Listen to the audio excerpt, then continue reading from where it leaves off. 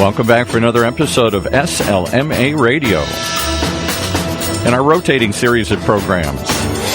This week, it's Data Dump Radio, one show where you can hear top B2B data vendors and buyers discuss the reality of today's data landscape. Sponsored by Lead Genius, with our resident lead genius himself, our host for the program, Mark Godley. Hey, Mark. Well, good morning. This is Mark Godley, and you're listening to another Data Dump show. I'm excited to have Paul introduce us.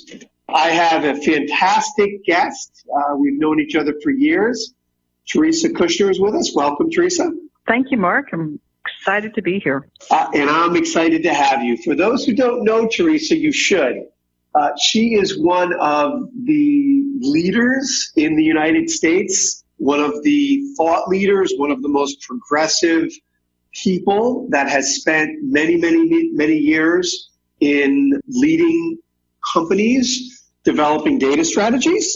I've relied on her many times. And what's most interesting about Theresa is you can almost play like a Kevin Bacon game with Theresa as to how many connections do you have to get to her? Because no matter where I go in corporate America, if I'm sitting at a table with someone who is incredibly impressive, they probably have worked for Theresa at some point in their career, and that's why they're so good. Thank you. Thanks for joining us today, Theresa. Let's get right into, speaking of that corporate career, you have worked for IBM, Cisco, VMware, Dell.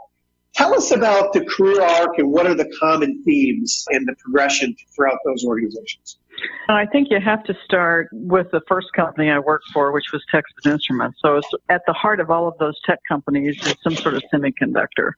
You have to know, too, I came to technology very reluctantly because my dad owned a software development company when I was growing up, and he made me do child labor at the company. So that sort of made me think I needed a different career, maybe something not quite as rigorous as software programming. And so I went off to be a journalist, only to discover that that wasn't what would make me financially sound in the world. And I ended up at Texas Instruments in the marketing department and just went from there. Found it fascinating. And my career basically is one of those kinds of careers that's built upon find a problem, complain about it, put in charge of making the problem go away. Excellent. And when did data become such a important component of whatever roles you've had in corporate America?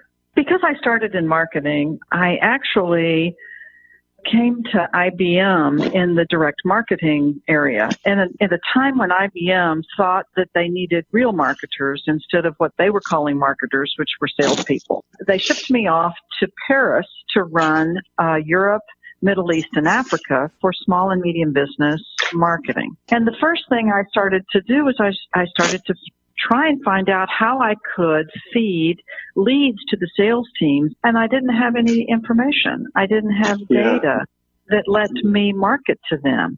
And so I started complaining about it, and I ended up back in Armonk with a task to go create a data source for marketing.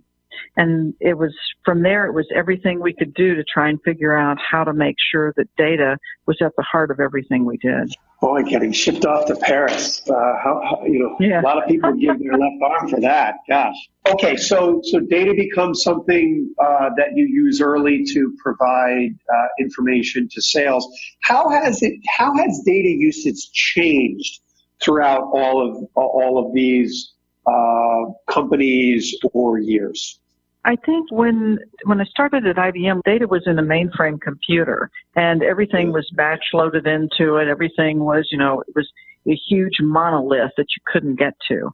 And so over the years, what's happened is that there's a lot more data.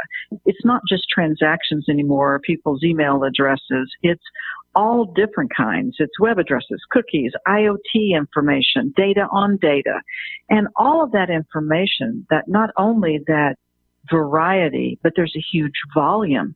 And what's even more important is it all comes at you so much faster. You've got to know that it's changed. the minute that you pull up information. It's really making real time something that you have to have in every situation.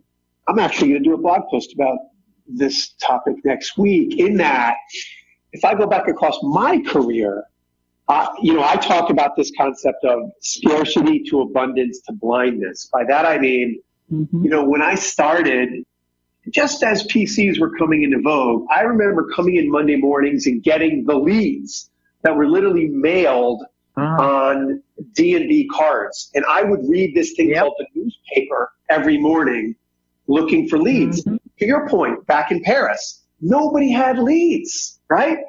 And because of the internet and because of the things you mentioned, the volume, now the pendulum is swung to the other extreme where it's complete abundance to the point, related to this speed and velocity point, it's blindness. I mean, you go back years ago, a rep would say, Theresa, give me a lead.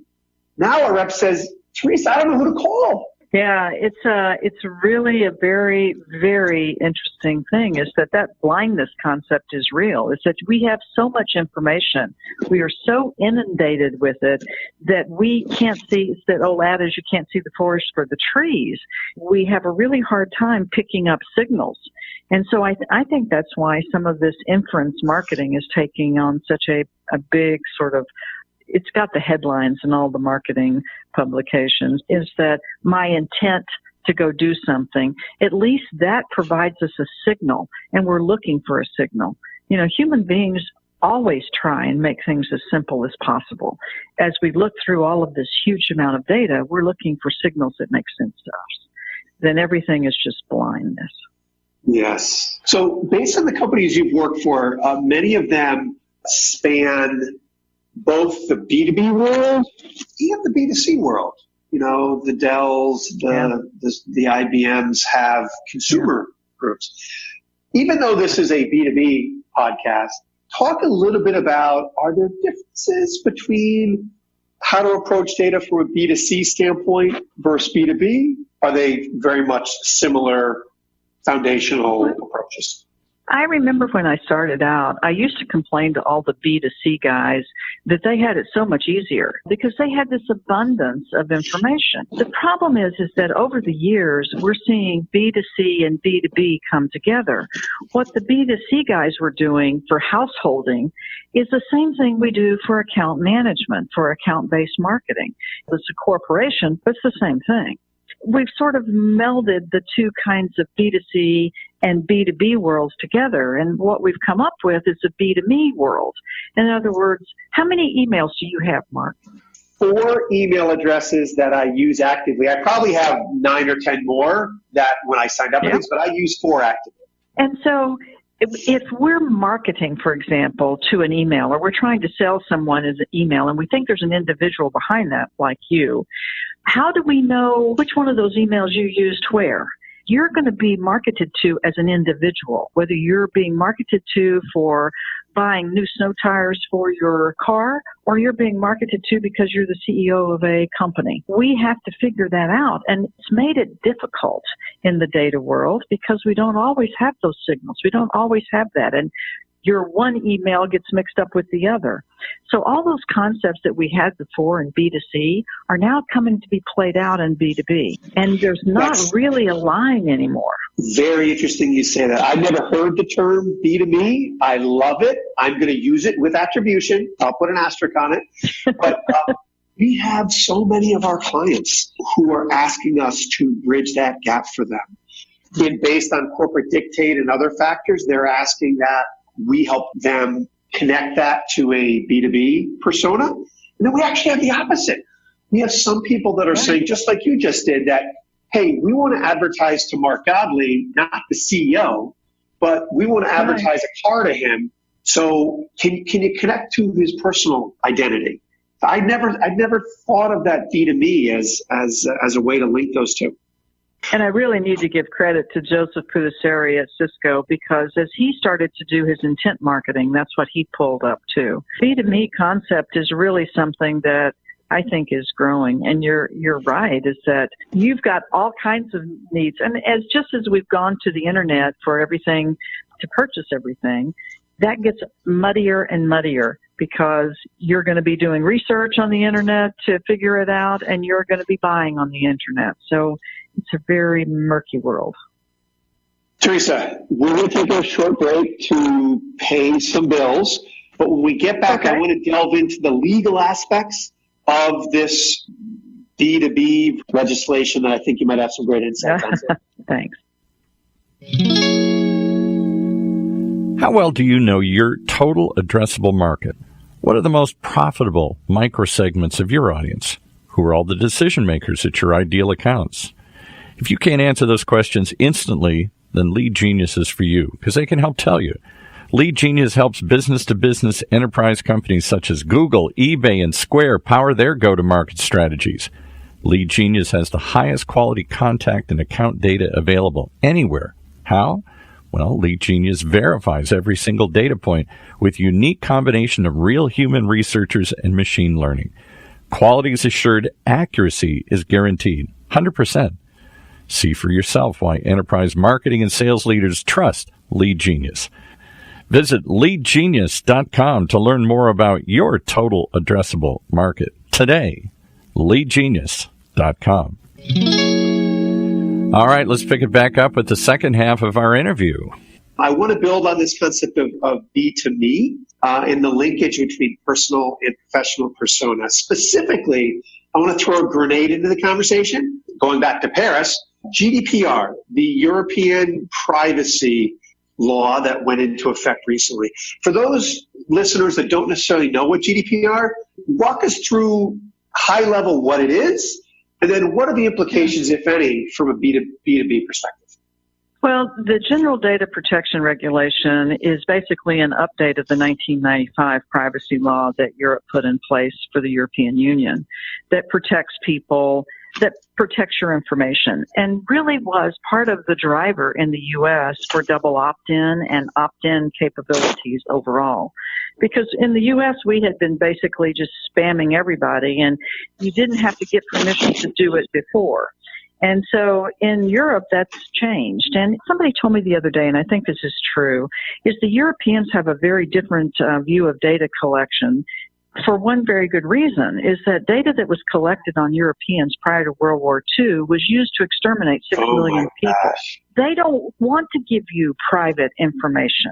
And that is one of the reasons we don't have in the U.S. that sort of impetus. We're sort of naive when it comes to giving people information about ourselves. I think that even though the General Data Protection Law was aimed primarily at consumers and individuals as they interact on the internet, they do not see that line necessarily between B2C and B2B. In Germany, you have to have permission to even call in and talk to people.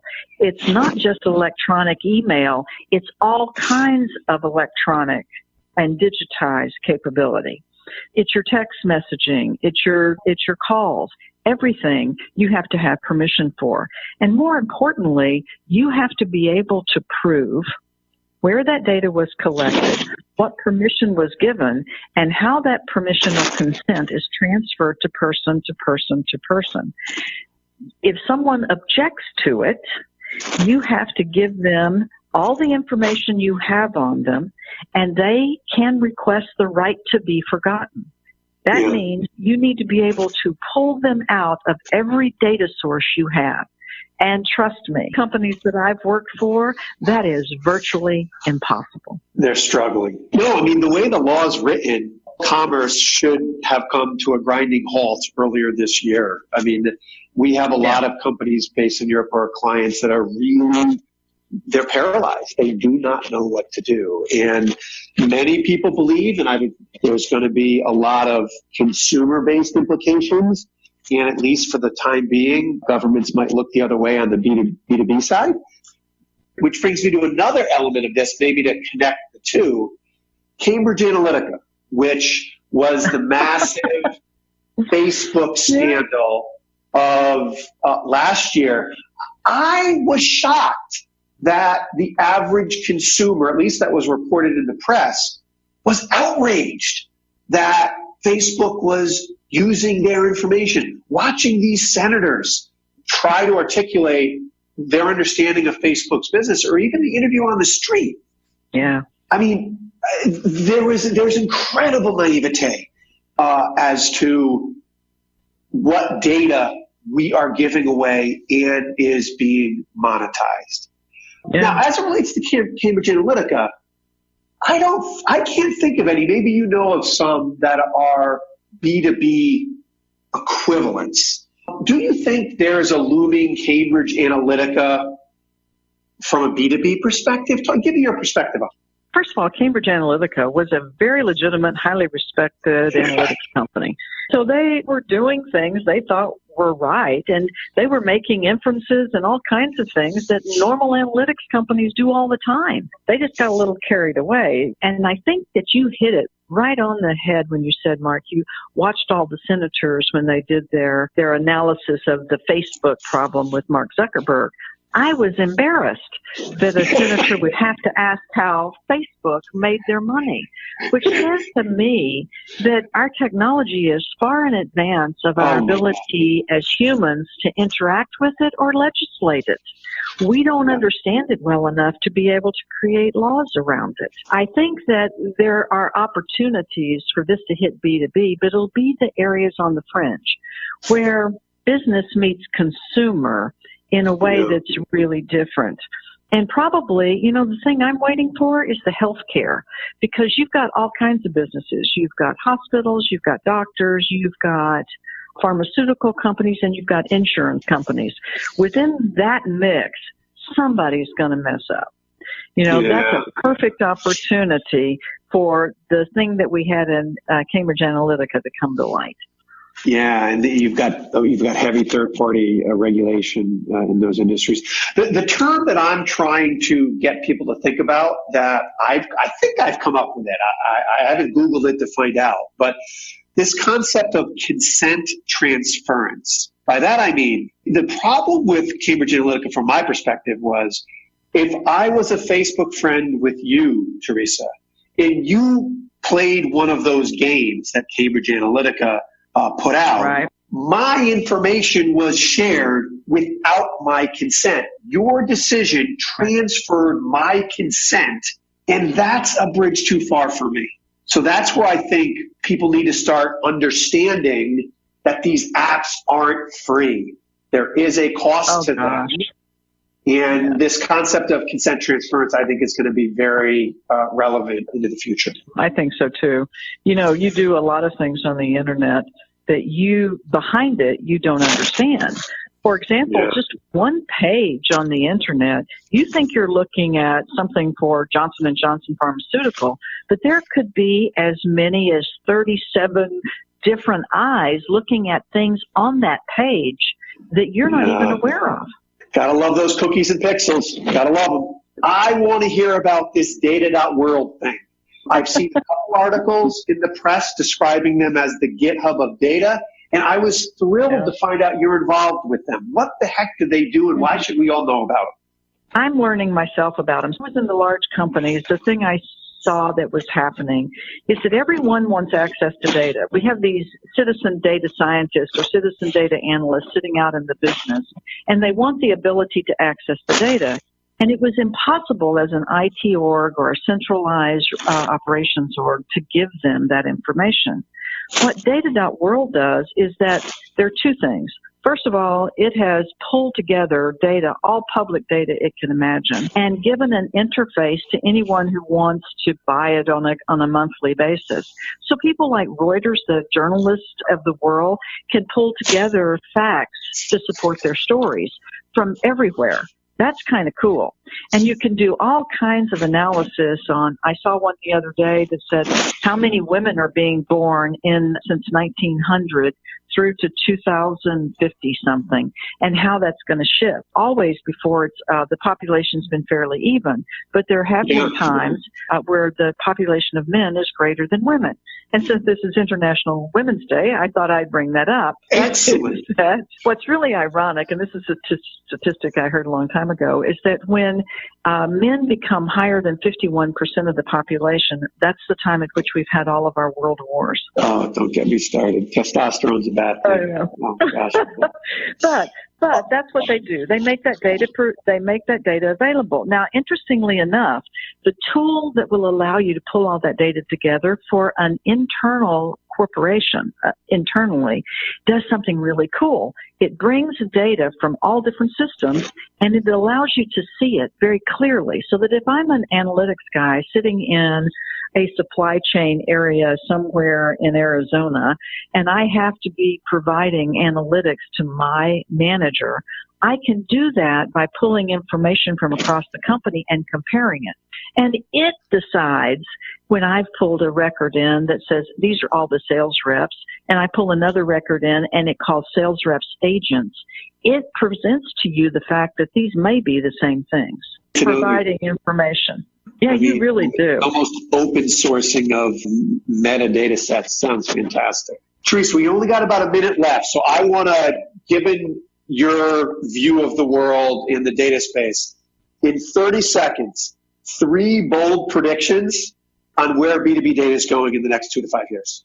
First of all, I think the predictions are around the processes and the humans that are going to be involved in data. There's going to be a rise in the citizen data analysts that are bringing real democratization of data to businesses, and businesses are going to benefit from that. The AI ML thing, machine learning, is going to take off. You're going to see it in lots of places, and you're going to see augmented reality in the workforce a lot more than you see today. Wow. So that's all aided by data. Information on what we are managing and how we're managing. And it'll hit in the operations areas within companies before it starts to look at how we apply it to customer experience. And then the B2B data providers will find that they're going to need to provide their data as a service, not necessarily as a record. And they're going to have to start building capabilities that plug and play into corporations' data environments. Based on who writes my paycheck, I love that data service versus data record comment, and I look forward to Magic Leap in the workplace. That's going to be fun, a lot more interesting. Absolutely. So, Theresa, amazing insights. I'm sure a number of people listening in are going to want to get in touch with you to learn more about you or pick your brain, as I have. How can they do so? Well, it's easy. It's tckushner@gmail.com. Excellent. And I'm assuming you have a LinkedIn profile, do you not? Oh, I do. I have a LinkedIn profile, and I'm working on a website. Just haven't figured that one out yet. Oh, excellent. Excellent. Although my opinion is that LinkedIn profile is diminishing in value every day, but that's another topic. Theresa, thank you so much for joining. It's been a pleasure having you, and I look forward to many conversations in the future. Well, thank you very much, Mark. I really appreciate the opportunity to talk with you.